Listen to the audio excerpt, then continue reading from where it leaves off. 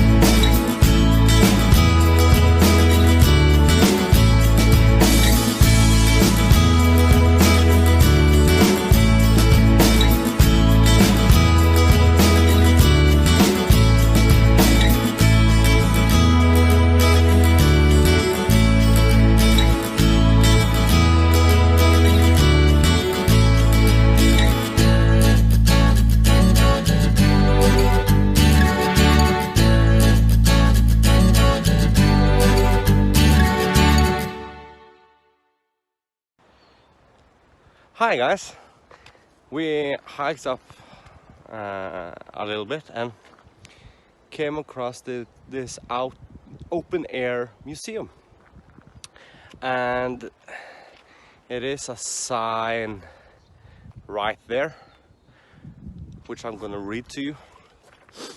House from Vinna,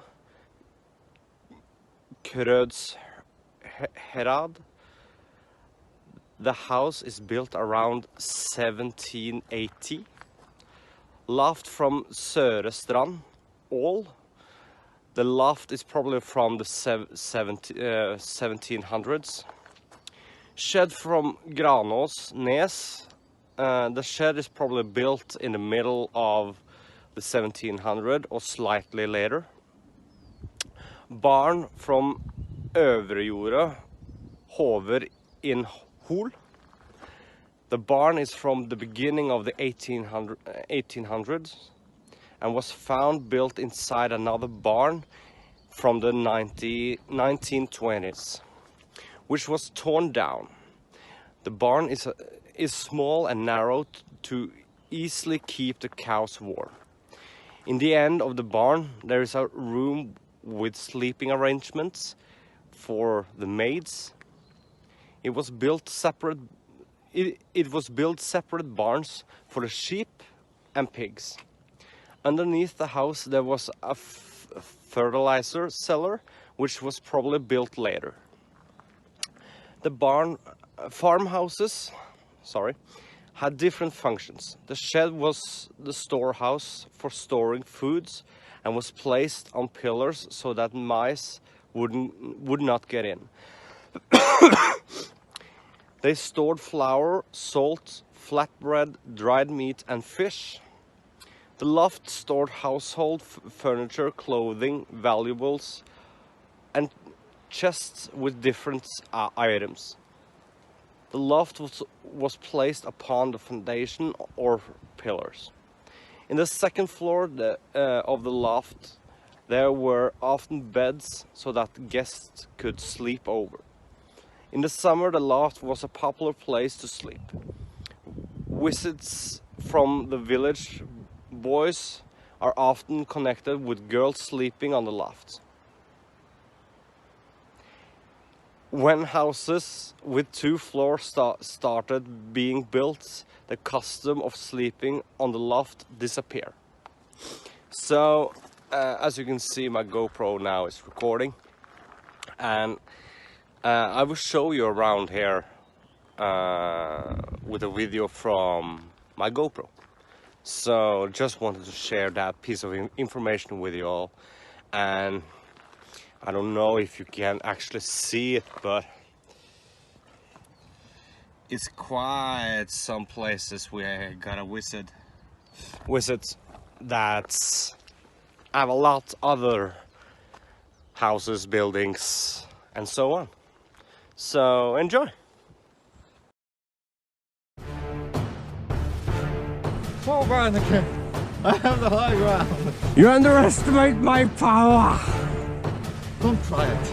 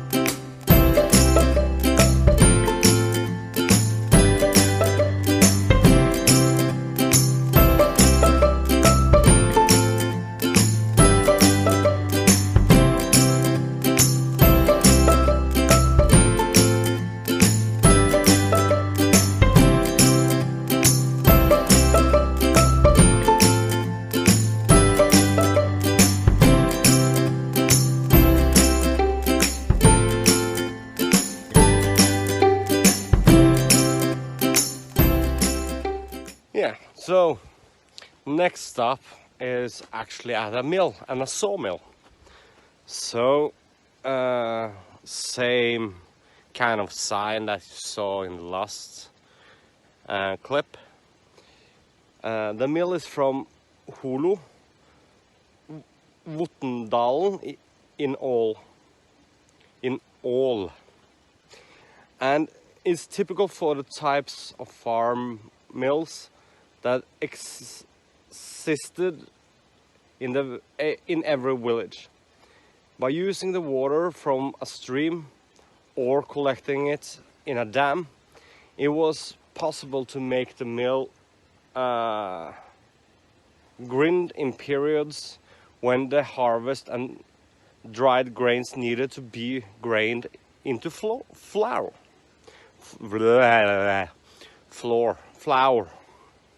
Can't talk today. Sorry about that. A wheel is what makes the mill grind. The grinder from Holo was originally built in 1845. That was about the mill. And the sawmill is from Gunhildsrud, Øvre Eiker. The saw is one-bladed sawmill used as a village saw in 1809. Sawmill similar to this was used from the 1400s. Most sawmills was flood saws that could only be used when there was a flood.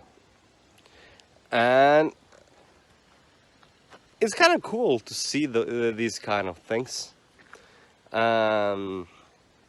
Yeah, gonna show you a little bit inside of this sawmill for you to see.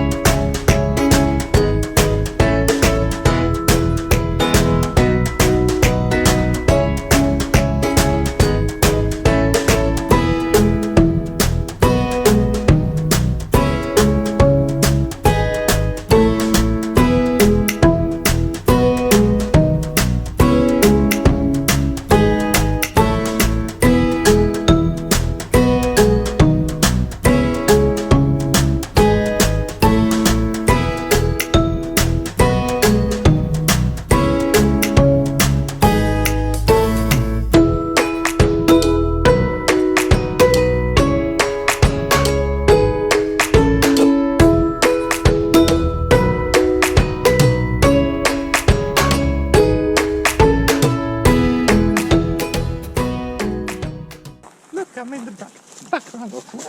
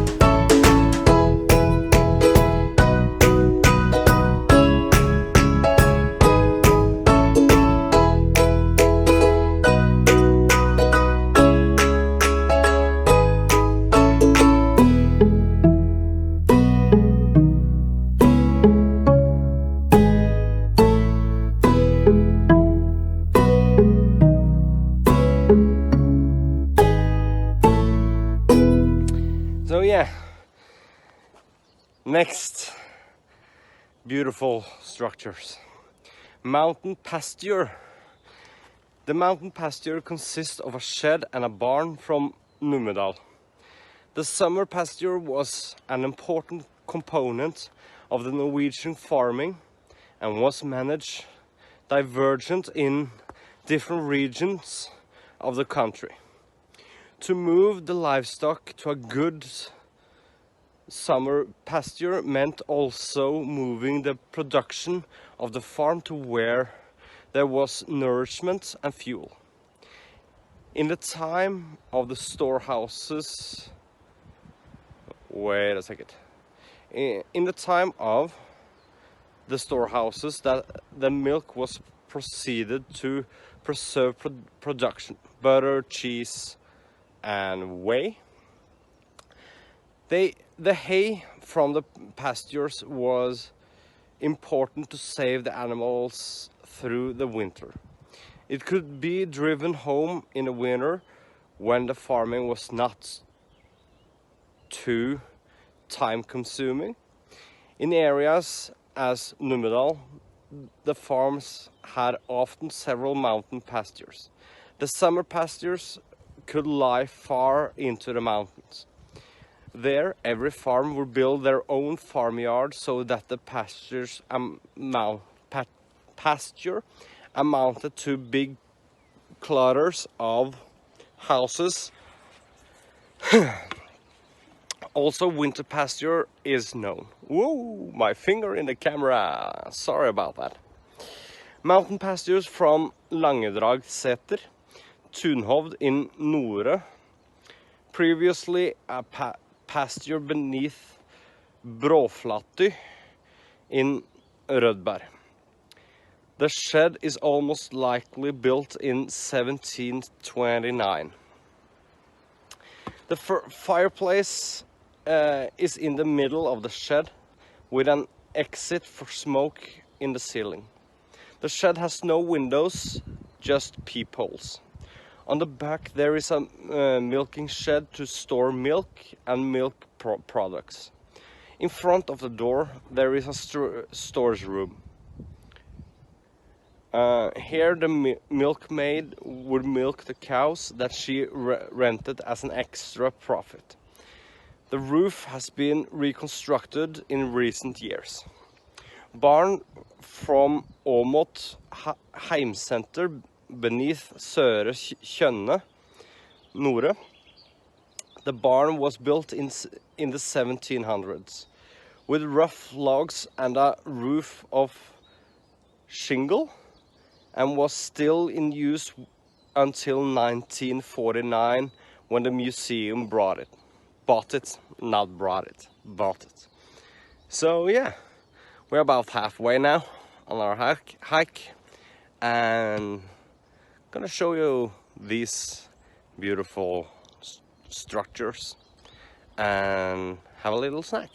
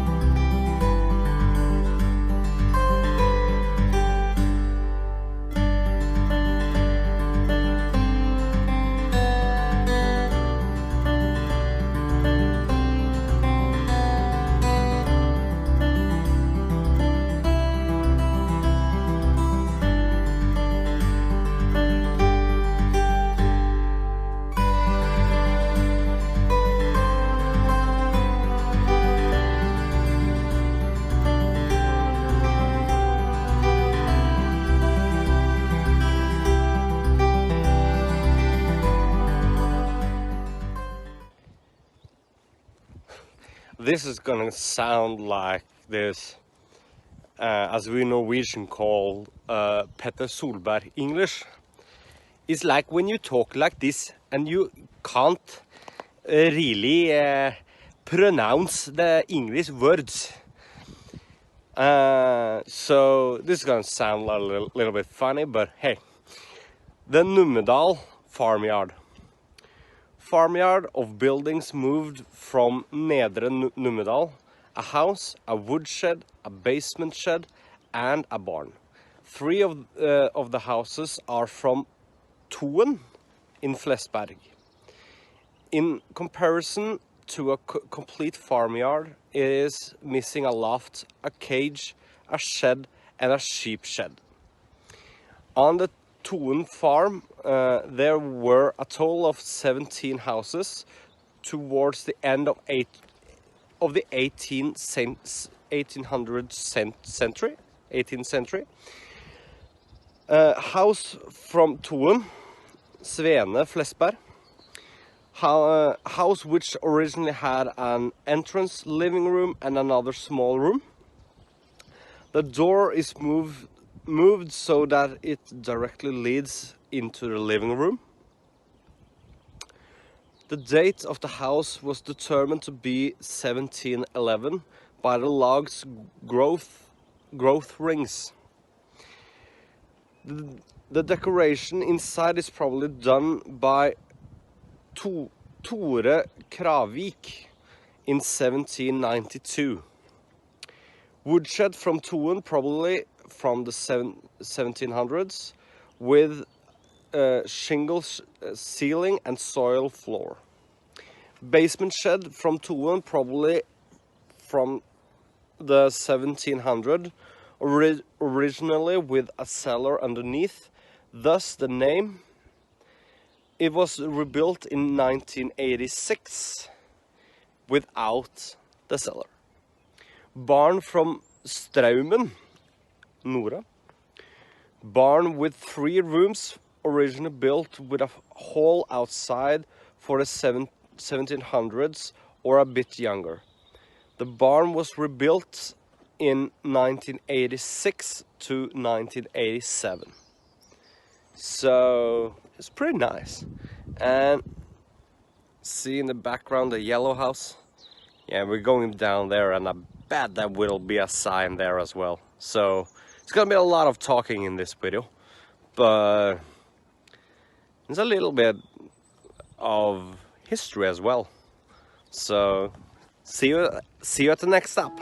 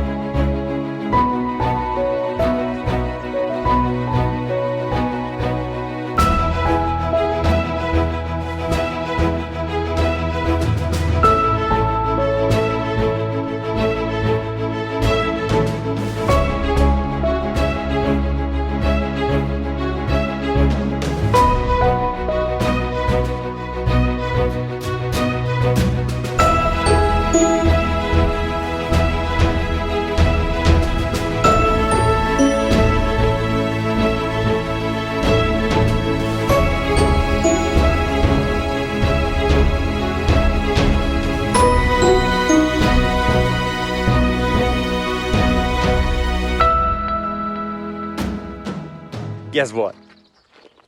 Is another sign. So yeah, the main building from Østre Vikersund.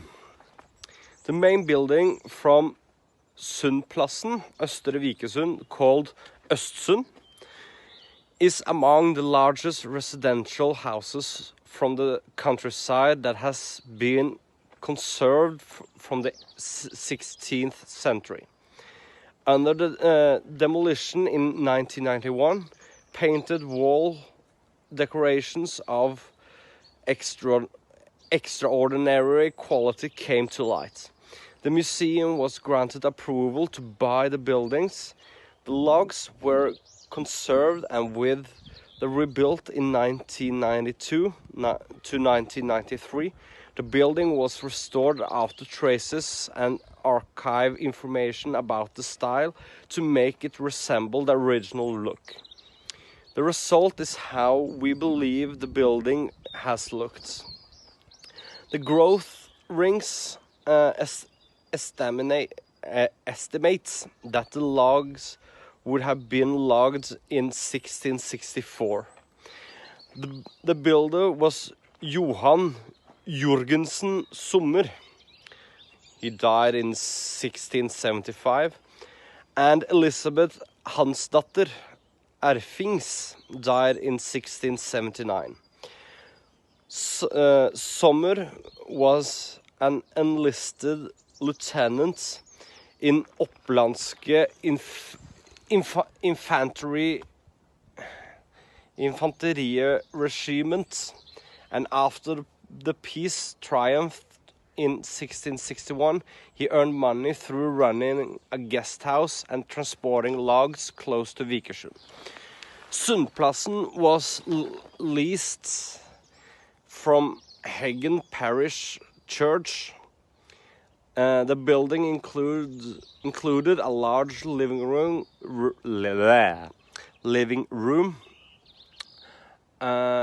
with an entrance, a kitchen and a bedroom. The first floor had rounded walls, included a large room and 2 bedrooms. The house's hallway and windows are reconstructed, as well as the bay window and the toilet. The builder's son-in-law, sawmill owner Christian Klæbo, took over Øvre Vikersund in 1679 and expanded the building on both sides, making the main building twice as long, and added a luxurious inventory. The oldest layer of decor painting was repainted with colorful motifs. Annexes were torn down and replaced with new annexes in the 1800s, which later were also demolished. Through the entire 19th century, the house was run as a guest house. From a hatch in the living room wall, it was severed liquor to the farmers traveled by. It's a party house. The entrance door was most likely from Viking Middle Age Church. So it's a big house, guys. Nice one as well. I want to live here.